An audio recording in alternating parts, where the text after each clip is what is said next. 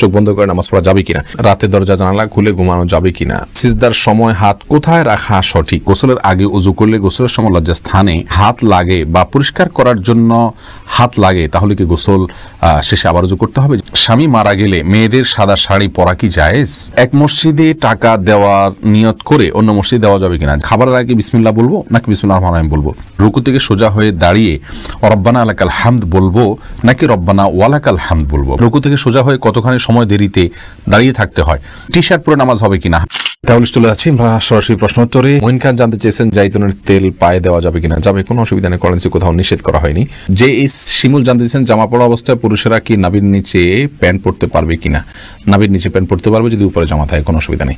রিমাইন্ডুদ্দিন প্রশ্ন করেছেন রুকু থেকে সোজা হয়ে কতখানি সময় দেরিতে দাঁড়িয়ে থাকতে হয়, দয়া করে জানাবেন। দেখুন, রুকু থেকে সোজা হয়ে আমরা কমপক্ষে একবার তাসবিহ পড়া পরিমাণ সুবহানাল্লাহ বলা সমপরিমাণ আমাদেরকে দাঁড়াতে হবে।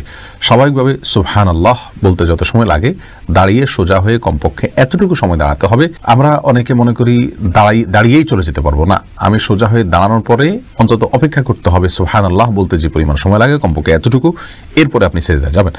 মোহাম্মদ আপনি জানতে চেয়েছেন খাবারের আগে বিসমিল্লাহ বলবো নাকি বিসমিল্লাহির রহমানির রহিম বলবো? ভাই, এ নিয়ে দুই রকমের ব্যাখ্যাই আছে। নবী সাল্লাল্লাহু আলাইহি সাল্লাম সাম্মিল্লাহ এটুকু বলেছেন। এক ব্যক্তি খাবার খাচ্ছিলেন, তাকে বা খাবার খাওয়া প্রসঙ্গে নবী সাল্লাল্লাহু আলাইহি সাল্লাম বলেছেন সাম্মিল্লাহ, মানে আল্লাহর নাম নাও। এখানে সাম্মিল্লাহ আল্লাহর নাম নেওয়া হতে পারে, পুরো বিসমিল্লাহির রহমানির রহিম পড়াটাও হতে পারে। এজন্য আপনি বিসমিল্লাহ বলে শুধু যদি খাবার গ্রহণ করেন তাতেই আপনার সুন্নাহ আদায় হয়ে যাবে। আর যদি বিসমিল্লাহির রহমানির রহিম পুরোটাই পড়েন তাহলে আরো ভালো, কোনো অসুবিধা নেই ইনশাআল্লাহ বিইذنিল্লাহ। তবে শুধু বিসমিল্লাহ বললেই আপনার বিসমিল্লাহ পাঠ করে খাবারের যে বিষয়টি সেটি আদায় হয়ে যাবে ইনশাআল্লাহ। শহীদ আলম শারমিন জানতে চাইছেন আমরা কি নাপাক পানি থেকে তৈরি, এটা কি সত্য? আমরা যে পানি থেকে তৈরি হয়েছে সেই পানিকে আল্লাহ তাআলা খুবই তুচ্ছ পানি বলেছেন, সেটা নাপাক কিনা এটা নিয়ে ওলামাদের মধ্যে মত পার্থক্য রয়েছে। ইমাম আহমদ ইবনে হাম্বল রাহিমাহুল্লাহ এবং তার অনুসারীদের মতে এটা নাপাক না পাক। তারা বলেন যে নবীদেরকে সৃষ্টি করেছেন আল্লাহ, নাপাক কেন হতে পারে? তো আসলে কোনো উপাদান পরিবর্তিত হয়ে গেলে সেটা তো আর তার মূল বিধানটা থাকে না। যাই হোক, এটাকে আমাদের উলামায়ে কেরাম বা আবু হানিফা রাহিমাহুল্লাহ সহ অনেকে নাপাক বলেন। তো এটা নিয়ে মত পার্থক্য আছে, একাডেমিক মত পার্থক্য, ওই পানিটা পাক কি না পাক সেটা নিয়ে। সবুজ ভুঁইয়া আপনি জানতে চেয়েছেন আমি যদি নামাজ পড়ার সময় শুধু ফাতিহা পড়ে রুকুতে চলে গিয়ে মনে পড়ে তাহলে কি করব? ভাই সবুজ ভুঁইয়া, সূরা ফাতিহা পড়েছেন, অন্য সূরা মিলাননি, রুকুতে গেছেন, তারপরে মনে হয়েছে আপনি সিজদা সাহু করবেন, কারণ সূরা ফাতিহার পরে অন্য সূরা মিলানো ওয়াজিব ওলামায়ে আহনাফের মতে, আমাদের উলামায়ে কেরামের মতে। আর এই মতটা দলিলের দিক থেকে বেশি শক্তিশালী এবং সমৃদ্ধ। যদিও আরাবিয়ান স্কলারদের মধ্যে সৌদি আরবের ওলামায়ে কেরাম এবং হাম্বলি ফিকহ ফলো করেন ওলামায়ে কেরামের অনেকেই বলেন যে সূরা মিলানো অথবা সূরা ফাতিহা পরবর্তী যে কিরাতের অংশ সেটা ওয়াজিব নয়, সেটা আবশ্যক নয়। আমরা দলিলের আলোচনায় বিস্তারিত গেলাম না, শুধু এটুকু বললাম যে আপনার ওয়াজিব হওয়ার মতটাকে অগ্রাধিকার দিয়ে আপনি সিজদা সাহু করবেন, এটাই আপনার জন্য অধিক নিরাপদ।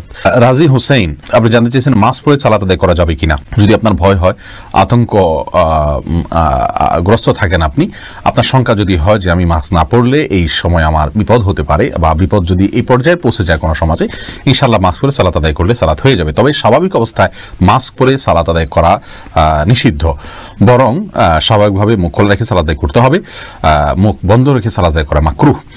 সালাত হয়ে যাবে ইনশাআল্লাহ। কিন্তু যদি আমাদের এই যে করোনা ভাইরাসের যে পরিস্থিতি চলছে, এরকম কোনো পরিস্থিতিতে শঙ্কার জায়গা থেকে আপনি মাস্ক পরেন, তাহলে ইনশাআল্লাহ বিইذনিল্লাহ আপনার এটাতে কোনো অসুবিধা হবে না। এমডি আশরাফুল ইসলাম জানতে চেয়েছেন টি শার্ট পরে নামাজ হবে কিনা? হ্যাঁ, নামাজ হয়ে যাবে, কিন্তু এরকম কোনো টি শার্ট পরে সালাত আদায় করা উচিত নয় যেটা সালাতের গাম্ভীর্যতার সাথে যায় না, অথবা আপনার এই টি শার্ট পরে আপনি কোথাও যান না ভালো কোথাও, এরকম যদি হয় তাহলে আপনার জন্য টি শার্ট পরে সালাত আদায় করা জায়েজ হবে না, অন্যথায় জায়েজ হবে। আল্লাহ তাআলা বলেছেন ইয়া আইয়ুহাল্লাযীনা আমানু খুযু যিনাতাকুম ইনদা কুল্লি মাসজিদ, হে ঈমানদাররা প্রত্যেক সালাতের সময় সুন্দর পোশাক পরিধান করো।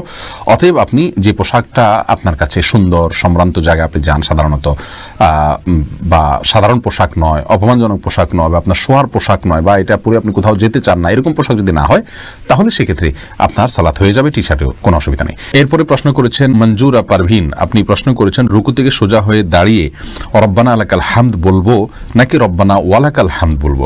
দুইটাই বিশুদ্ধ হাদিস দ্বারা প্রমাণিত, বরং কোনো কোনো বর্ণায় আল্লাহুম্মা রব্বানা লাকাল হামদ, আল্লাহুম্মা রব্বানা ওয়ালাকাল হামদ এরকমও আছে, যার কারণে আপনি যে কোনোটা পড়েন তাতে আপনার সালাত আদায় হয়ে যাবে, সুন্নাহ আদায় হয়ে যাবে, যেহেতু সবগুলোই হাদিস দ্বারা প্রমাণিত। আর কাসরাতুল মাবানি তাদুল্লু আলা কাসরাতিল মাআনি, এই মূলনীতির আলোকে আপনি রব্বানা ওয়ালাকাল হামদ যদি পড়েন অথবা আল্লাহুম্মা রব্বানা ওয়ালাকাল হামদ যদি পড়েন তাহলে সেটা বেশি ভালো। এরপরে প্রশ্ন করেছেন তাহমিনা আখন্দ, এক মসজিদে টাকা দেওয়ার নিয়ত করে অন্য মসজিদে দেওয়া যাবে কিনা? যাবে, যদি অন্য মসজিদে এর চেয়ে বেশি প্রয়োজন মনে হয় তাহলে নিয়ত পরিবর্তন করা যায়, অসুবিধা নেই। নিউ কাটার এআইডি থেকে প্রশ্ন করা হচ্ছে, স্বামী মারা গেলে মেয়েদের সাদা শাড়ি পরা কি জায়েজ? মেয়েদের স্বামী মারা গেলে সাদা শাড়ি আর কালো শাড়ি এরকম কোনো কিছু পরার ক্ষেত্রে ইসলামী শরিয়ত কোনো নির্দেশনা দেয় না। ইসলামী শরিয়া বলে কোনো স্ত্রী লোক তার স্বামী যদি মারা যান তাহলে 4 মাস 10 দিন পর্যন্ত তিনি শোক পালন করবেন, আর শোক পালনের অংশ হিসাবে তিনি খুব বেশি সাজসজ্জা করবেন না, গহনাগাতি ইত্যাদি ব্যবহার করবেন না, স্বাভাবিকভাবে চলবেন, সাদাই পড়তে হবে এরকম কোনো কথা নেই। সচরাচর তিনি বেড়াতে গেলে বা কোনো অনুষ্ঠানে গেলে, কোনো মেহমান অতিথি আসলে তখন যে পোশাকগুলো পরেন এরকম কোনো পোশাক পরবেন না, বাস এটাই হলো সবচেয়ে গুরুত্বপূর্ণ বিষয়। কিন্তু এর বাইরে তাকে বিশেষ কোনো কালারের কাপড় পরতে হবে, সাদা পরতে হবে এমন কোনো বাধ্যবাধকতা ইসলামী শরীয়তে নেই। মোহাম্মদ ফাজলুল করিম জানতে চেয়েছেন, গোসলের আগে উযু করলে গোসলের সময় লজ্জাস্থানে হাত লাগে বা পরিষ্কার করার জন্য হাত লাগে, তাহলে কি গোসল শেষে আবার উযু করতে হবে? যে অনেক উলামায়ে কেরামের মতে মান মাসসা ফারাজাহু ফালিয়াতাওয়াজ্জা, যে ব্যক্তি তার লজ্জাস্থানে স্পর্শ করে কোনো কিছুর আড়াল ছাড়া সরাসরি হাত দিয়ে তার উযু আবার করতে হবে, তার উযু ভঙ্গ হয়ে যায়, এরকম বর্ণনাকে সামনে রেখে অনেক উলামায়ে কেরাম এটাকে উযু ভঙ্গের কারণ হিসেবে বলেছেন। তাদের দৃষ্টিতে অবশ্যই আপনাকে উযু করতে হবে পুনরায়। তো আমাদের উলামায়ে কেরাম বা উলামায়ে আহনাফ এটাকে উযু ভঙ্গের কারণ হিসেবে গণ্য করেন না, এবং তারা এর বিপরীতে বিভিন্ন হাদিসকে দাঁড় করান এবং বিভিন্ন জবাব দিয়ে থাকেন। তাদের মতে আপনার উযু ভঙ্গ হবে না। সুজন মাহমুদ জানতে চেয়েছেন, সিজদার সময় হাত কোথায় রাখা সঠিক? সিজদার সময় আপনি হাতকে পায়ের যে গিরা সেখান থেকে আপনি অন্তত এক হাত বা তারও একটু বেশি নেবেন, যাতে করে স্বাভাবিকভাবে আপনি হাত রাখতে পারেন এবং আপনার পেটের নিচ দিয়ে একটা ছোট বাচ্চা আসা যাওয়া করার মতো, অর্থাৎ ছাগলের বাচ্চা টাচ্ছা অথবা এই জাতীয় কোনো ছোট বাচ্চা টাচ্ছা আসা যাওয়ার মতো জায়গা থাকে এরকম দূরে রাখবেন। একদম কাছেও থাকবেন না জড়সড়ভাবে, আবার অতি দূরেও যাবেন না। আর 2 হাতের মাঝামাঝি আপনি মাথা রাখবেন। তুলি আপনি প্রশ্ন করেছেন, রাতে দরজা জানালা খুলে ঘুমানো যাবে কিনা? সরাসরি কোন হাদিসে নিষেধ আছে বলে আমার জানা নেই, তবে হ্যাঁ দরজা বন্ধ করে ঘুমানো নিষেধ, দরজা বন্ধ করতে বলা আছে। মহিউদ্দিন কাম মন্ডল জানতে চেয়েছেন, চোখ বন্ধ করে নামাজ পড়া যাবে কিনা? যাবে, কিন্তু মাকরুহ, মাঝে মধ্যে আপনার ইয়ের জন্য মনোযোগ সৃষ্টি করার জন্য করতে পারে।